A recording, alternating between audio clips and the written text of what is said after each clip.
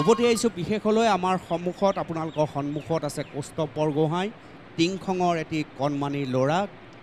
Class 8ত পঢ়ি আছে এখন চৰকাৰী বিদ্যালয়ত পঢ়ি আছে দিনতাত থকা এটা পৰিয়াল যথেষ্ট কষ্ট কৰি এই ল'ৰাটো ক্ৰমান্বয়ে আগবাঢ়ি গৈছে আৰু গানৰ প্ৰতি তাৰ সাংঘাতিক ৰাপ মোবাইলত গীত শুনি শুনিহে সি এই কণ্ঠ আপোনালোকৰ সন্মুখলৈ আনিছে গতিকে ক'ৰবাত কেতিয়াবা শব্দৰ ভুল হৈছে কিছুমান লাইন হয়তো পাহৰিছে মই ভাবোঁ উপযুক্ত প্ৰশিক্ষণ পালে এই সুন্দৰ কণ্ঠই এক প্ৰকাৰ সংগীতৰ বিপ্লৱ সৃষ্টি কৰিবলৈ সক্ষম হ'ব আৰু মই কেতিয়াবা আশা কৰিম হয় জুবিন গাৰ্গ নহয় নীল আকাশ নহয় কুসুম কৈলাশ কাৰোবাৰ কাষত যদি ইয়াক মই লগাই দিব পাৰোঁ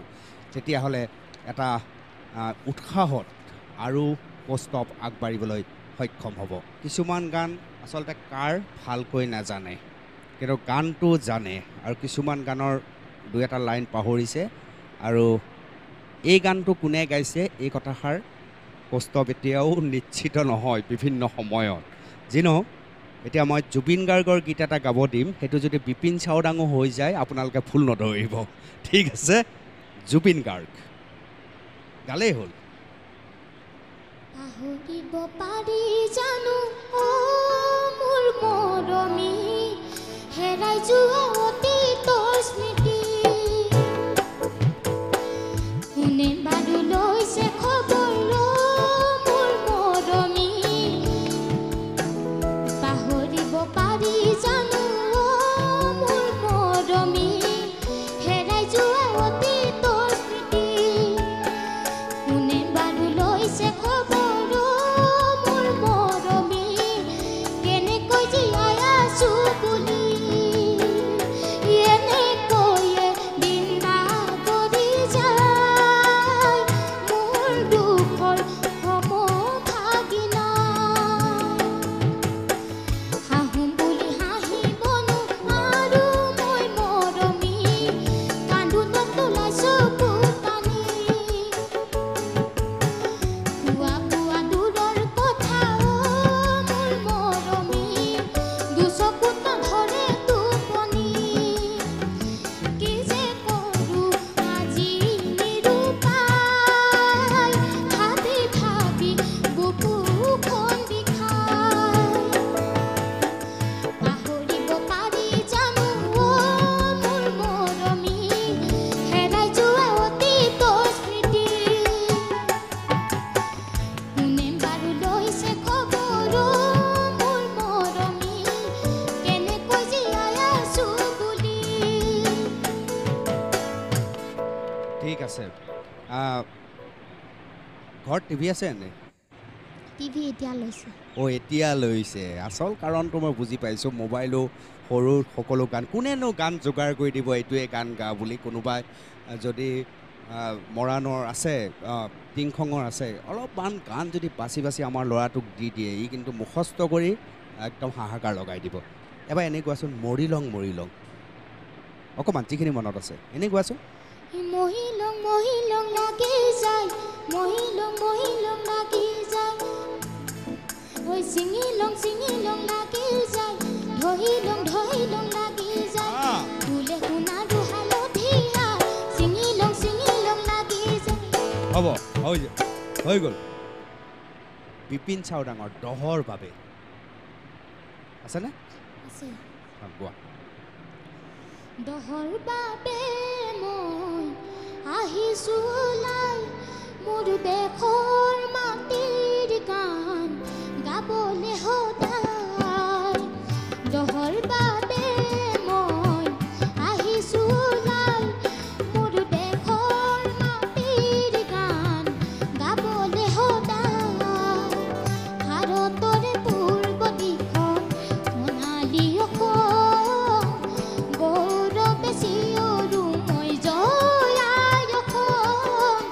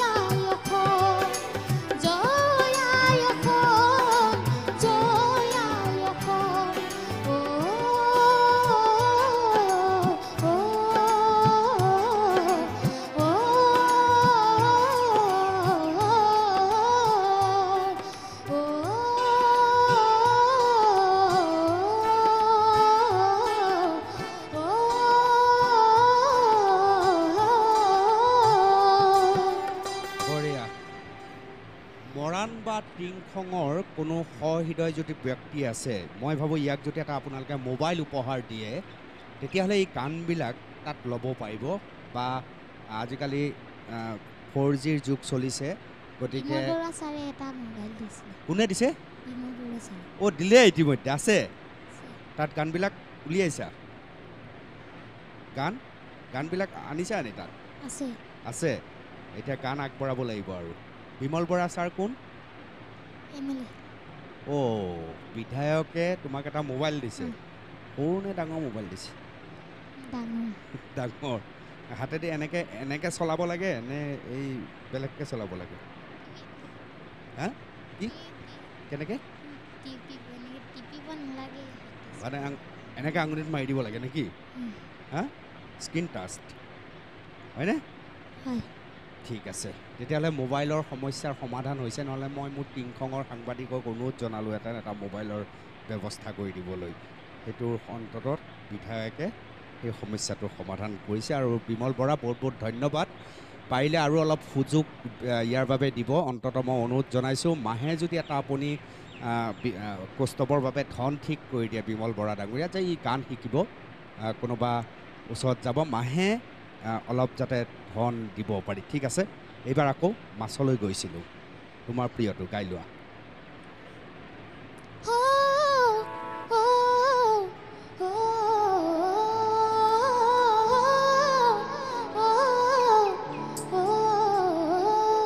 মাছলৈ গৈছিলোঁ এজনীও নাপালোঁ ঘৰলৈ আহি মই নিমখ ভাত খাই দিলোঁ এজনী ছোৱালীক বহুত ভাল পাইছিলোঁ এটালৈ পলাই গ'ল চুমা নাপালোঁ হেনো দিনে ধৰি মদ খাব শিকিলোঁ ভাং খাব শিকিলোঁ আনৰে চকুতে বেয়া ল'ৰা হ'লোঁ মই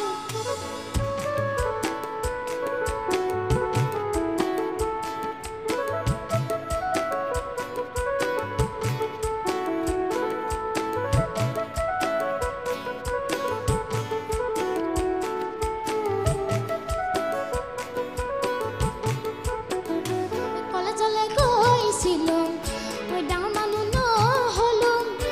ঘৰলৈ আহি মই খেতিতে ধৰিলোঁ আকৌ এজনী ছোৱালীৰ প্ৰেমতে পৰিলোঁ তাই হেনো প্ৰফেচৰ পিছতহে গম পালোঁ হেনো দিনে ধৰি মদ খাব শিকিলোঁ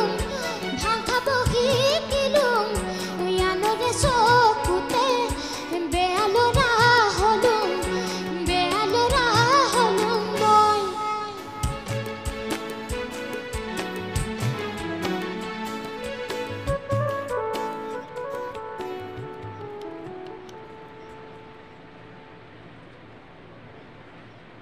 আমাৰ হাতত সময়টো অকণমান কম সেইকাৰণে অলপ ঘনাই গৈছোঁ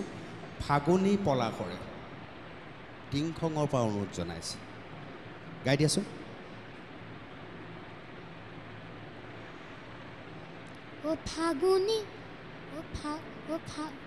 ফাগুনী পলাশৰ ৰঙা ৰং নাজানো জোনমণি কালৈ মন জোন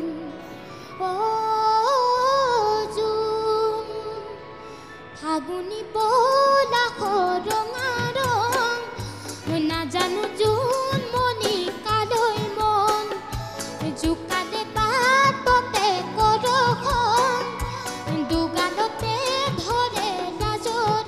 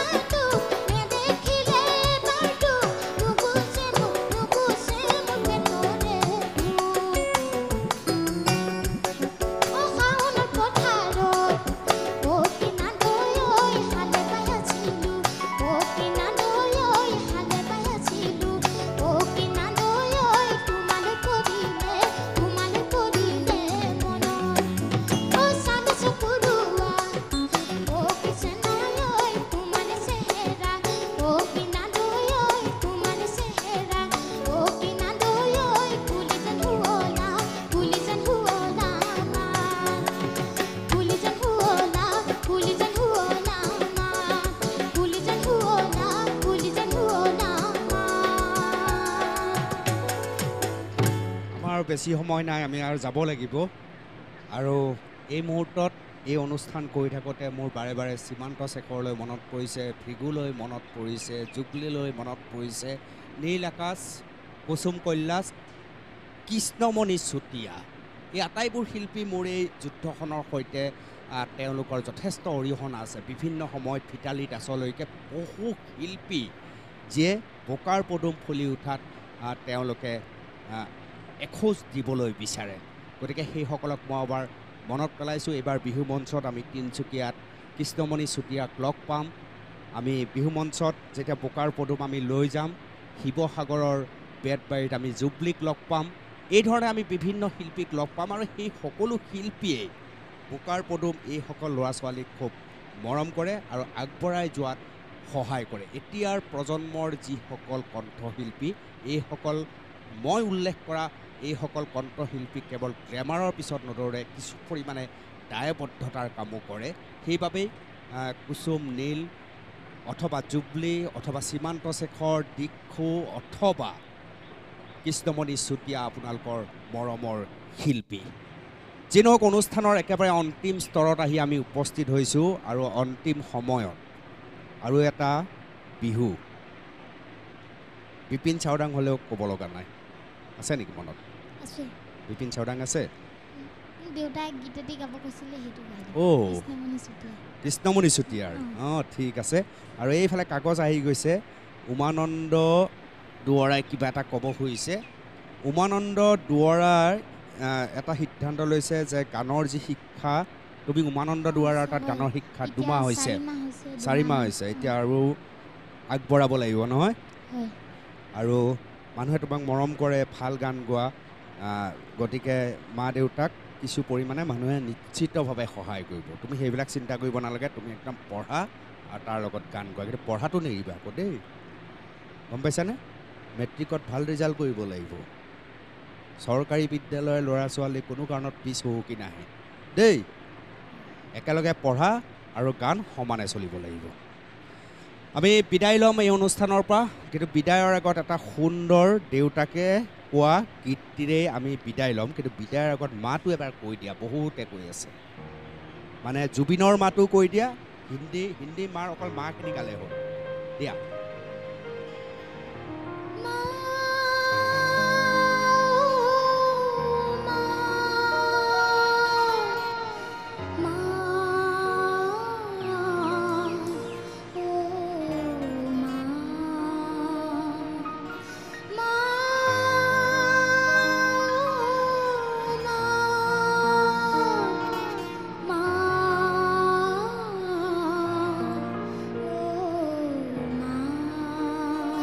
হৈ গ'ল।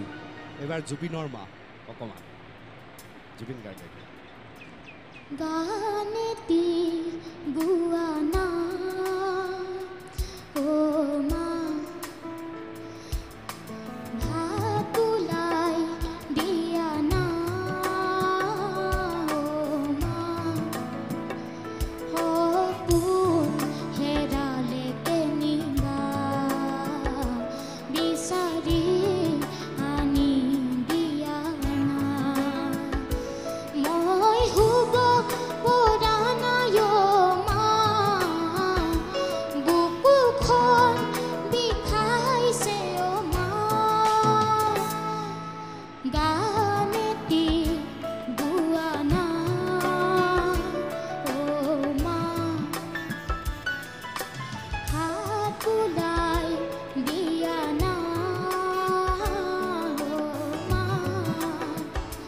সপোন হেৰালে কেনিবা বিচাৰি আনি দিয়া না। মই শুব পৰা নাই অ মা,